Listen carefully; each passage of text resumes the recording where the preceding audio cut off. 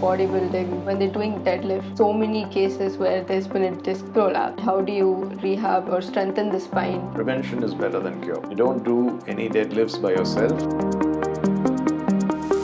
Always you should stretch before you start. You should have adequate protection for your abdomen. If a jaw breaks, you go to the max surgeon. You go for a maxillofacial surgeon. Vanakkam. Welcome to Wellness Pettagam. I'm Nivedha S. I'll be your host today. I'm a 3-time national kickboxing gold medalist, and we'll be interviewing Dr. Senthil Kamalasekaran. Powerlifting and bodybuilding, they're lifting a lot of weights, and when they're doing deadlift, I've heard so many cases where there's been a disc prolapse and they hurt their spine. How do you rehab or strengthen the spine, or how do you do rehab after a disc prolapse has happened? One, prevention is better than cure. Yeah. So obviously you need to make sure you don't do any deadlifts by yourself. A heavy weight on the start itself, the chances of your getting injured is very high. So you need to have a trainer with you. And as with any other thing, like how I was saying, you should have proper nutrition for a thing. You should condition your muscles before strength training. Always you should stretch before you start.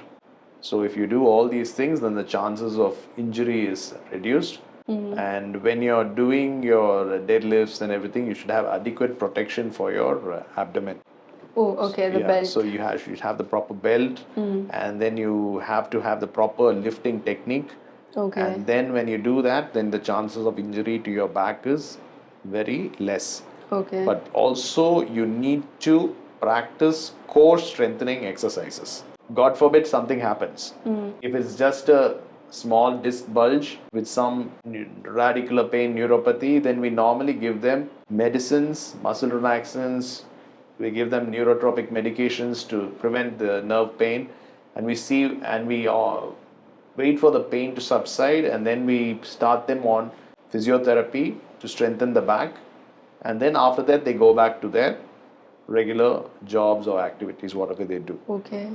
If you have a proper disc prolapse, which is pressing on the nerve, and you have a radiating pain down your leg, which we call sciatica, then obviously for that, first thing we do is we get an MRI, see how big the disc is pressing on the nerve. Okay. So it can be one level, it can be two levels, because your lumbar spine has five discs, five vertebrae. So each vertebrae, they have a disc in between. So it's a cushion.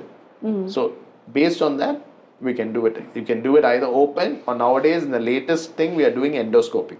Okay. So we put a camera inside, like how we look into your knee, we are looking into the spine, and we just identify that particular disc which is pressing on the nerve, and we release it. Okay.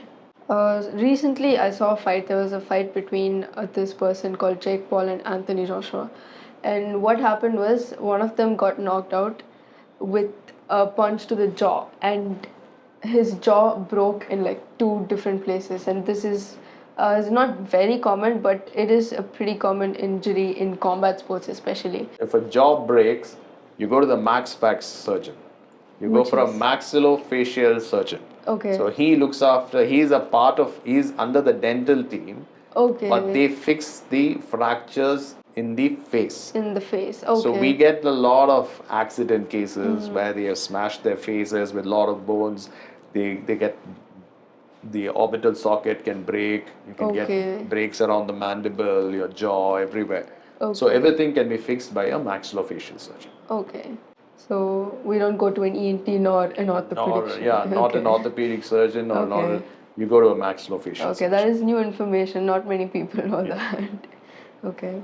So I guess we're done for the day. Thank you so much. Thank you.